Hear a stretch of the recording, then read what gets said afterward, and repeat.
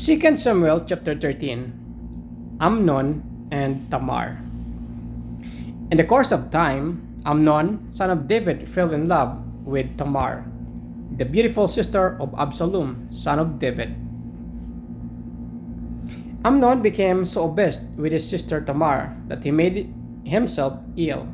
She was a virgin, and it seemed impossible for him to do anything to her. Now Amnon had an advisor named Jonadab, son of Shema, David's brother. Jonadab was a very shrewd man. He asked Amnon, "Why do you, the king's son, look so haggard morning after morning? Won't you tell me?" Amnon said to him, "I'm in love with Tamar, my brother Absalom's sister." "Go to bed and pretend to be ill," Jonadab said. "When your father comes to see you, say to him, 'I would like my sister Tamar to come and give me something to eat. Let her prepare the food in my sight so I may watch her and then eat it from her hand.'"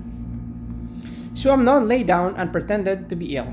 When the king came to see him, Amnon said to him, "I would like my sister Tamar to come and make some special bread in my sight, so I may eat from her hand."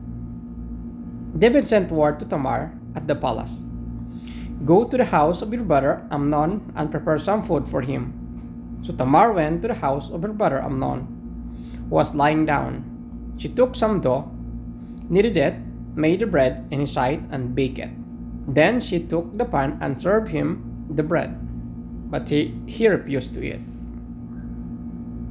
"Send everyone out of here," Amnon said.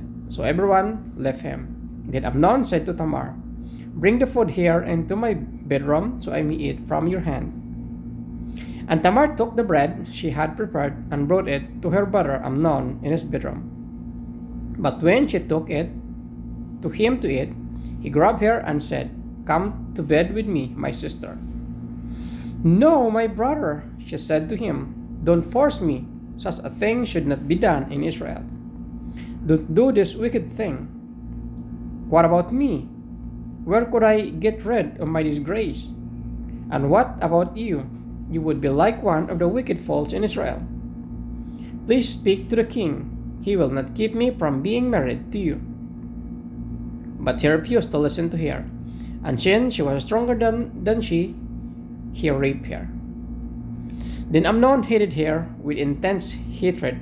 In fact, he hated her more than he had loved her. Amnon said to her, "Get up and get out." "No," she said to him, "sending me away would be a greater wrong than what you have already done to me."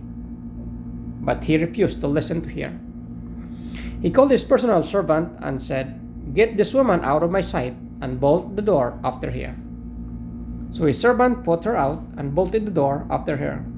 She was wearing an ornate robe, for this was the kind of garment the virgin daughters of the king wore. Tamar put ashes on her head and tore the ornate robe she was wearing.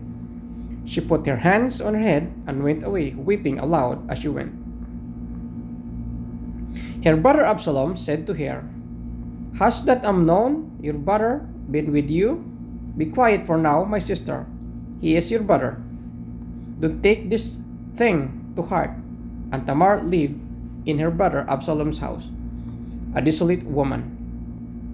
When King David heard all this, he was furious, and Absalom never said a word to Amnon. Either good or bad, he hated Amnon because he had disgraced his sister Tamar. Absalom kills Amnon.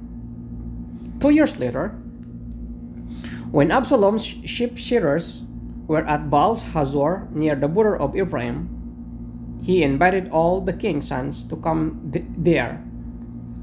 Absalom went to the king and said, "Your servant has had shearers come. Will the king and his attendants please join me?" "No, my son," the king replied.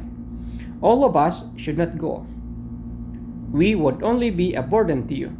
Although Absalom urged him, he still refused to go, but gave him his blessing. Then Absalom said, "If not, please let my brother Amnon come with us." The king asked him, Why should he go with you? But Absalom urged him, so he sent with him Amnon and the rest of the king's son. Absalom ordered his men, "Listen, when Amnon is in high spirits from drinking wine and say to you, 'Strike Amnon down,' then kill him. Don't be afraid. Haven't I given you this order? Be strong and brave." So Absalom's men did to Amnon what Absalom had ordered. Then all the king's sons got up, mounted their mules, and fled. While they were on their way, the report came to David, "Absalom has struck down all the king's sons. Not one of them is left." The king stood up, tore his clothes, and lay down on the ground, and all his attendants stood by with their clothes torn. But Jonadab, son of Shimeah, David's brother, said, "My lord should not think that they killed all the princes. Only Amnon is dead. This has been Absalom's expression and intention ever since the day Amnon raped his sister Tamar.